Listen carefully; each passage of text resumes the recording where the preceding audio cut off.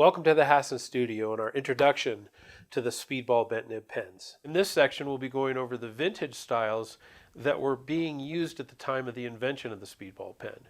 So my journey with the bent nib began in 2015 when I was asked to be the co-editor of the 100th anniversary edition of the Speedball textbook. The first textbook, called Presenting the Speedball Pen, came out in 1915. The sections that we'll be going over, one will be vintage lettering styles, and I think this is an important section to go over, and the reason is because the artists of this time were looking for individualization, innovation, and modernization of the known letter forms. This picture was taken in approximately 1912. These are three young lettering artists that were show card writers. On the right, the tallest guy is Ross George. A little bit later, Ross George had for about 3 or 4 years a show card operation in Seattle, and he was joined by one of the original show card men, William Hugh Gordon. William Hugh Gordon is there on the very left. Ross George is standing in front of him, and this is their shop in 1914, a couple years after that first picture. Show card artists were advertisers. They were asked to make advertising for certain products, such as this particular card. That card would advertise a product and then it would be discarded when new products came in. So show card writers had to be fast. These are some of the lettering styles that were out at the time. Most of these were done by William Hugh Gordon. The one thing you need to understand about these lettering artists is that they were very educated. They understood about the Trajan column. They knew what the roots of inscriptional Roman lettering were. However, they did lettering so much that they were very interested in using their own styles. So for example, Oswald Cooper in this example from 1910 said, "Why can't I do a W with a big old looping bowl, that red one down on the bottom?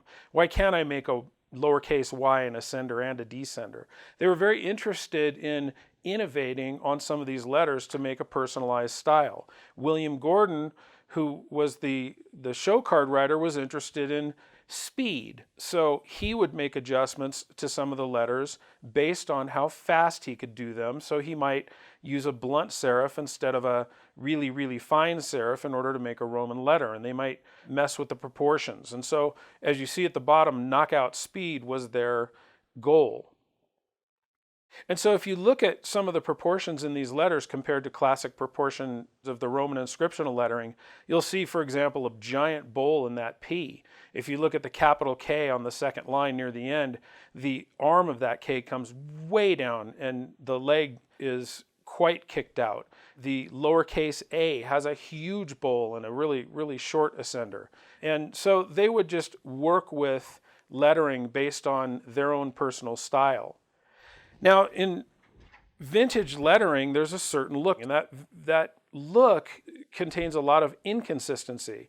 And I think that's one of the things that marks some of this vintage lettering. So if you look at the poster on the left, you might think that those were done in one pen stroke, but they weren't. They were actually drawn or built up letters drawn by the artist that did the poster. You'll see some decently consistent letters up at the top in the red, but the blue letters in the bottom have been elongated in order for everything to fit. The Saturday Evening Post, for example, were drawn letters. This is William Hugh Gordon's plate from the second edition of the Speedball textbook. And so you can see how he's literally telling everybody how to outline letters and teaching through this plate on how to make these letters. And so when you're doing outlined letters, there's a very specific look, and that look denotes, I would say, consistency, perhaps naivete. These letters taken individually, you might look at them and say, wow, these are just really not great letters. Take a look, for example, at the R and the S here. The S is almost an upside down bowl.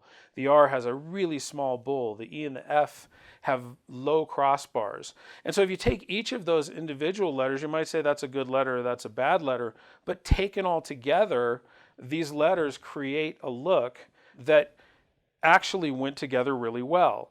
And so when they put these letters together, I mean, look at the kick on that G on the top and the sort of ear on the G at the bottom. It almost looks like somebody's trying to do a fist bump. They have a sort of a backwards A in the display headings. And so they're combining different styles, but they're combining them actually with facility. This is one of the last plates that we'll talk about in this section. And this, again, is William Hugh Gordon teaching somebody how to do outlines on his letters. One of the things I love about Gordon is that he's very descriptive. And so he's talking about the lines being made with a slight wiggly style. And during this time, the lettering artists actually were famous for sort of naming their own styles. And I think this is probably one of the great instances of naming a lettering style in history. Gordon names this a unique, condensed, squatty type of letter. So let's go ahead and take a look at some of this lettering and how they were working with it.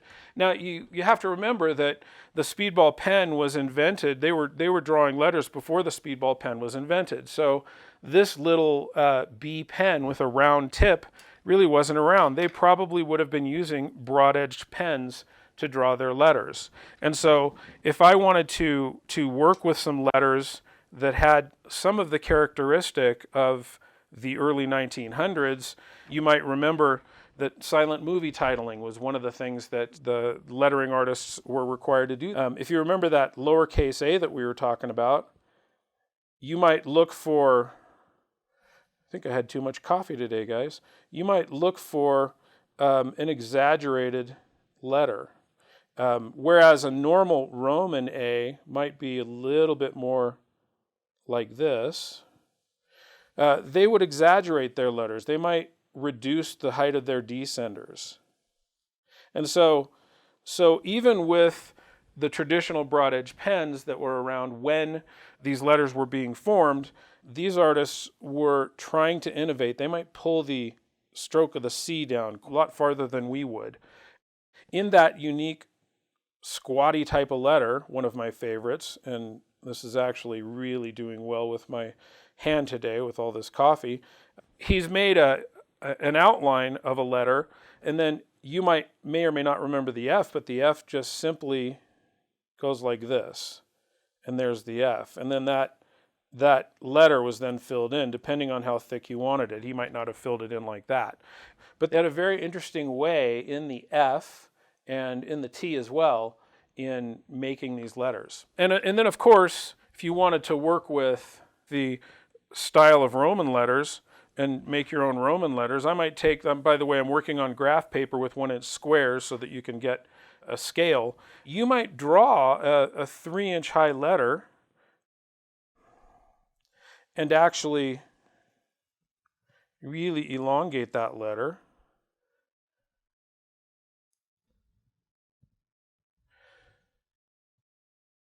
And really kind of make your own style. And so if you remember the recruitment poster, you might have seen an A, perhaps a little bit better than this, but something like this as a filled-in letter. And so drawing letters was really sort of the accepted style of making letters that you might not be able to make either with a brush or with the pens that were available at the time. And so what was available at the time were broad edge pens. And what was happening in the world at the time was just a little bit different than that. I hope that this has given you some ideas on how to use these pens. I'd really encourage you to give them a try. And by the way, I've created a whole class on these bent nib pens.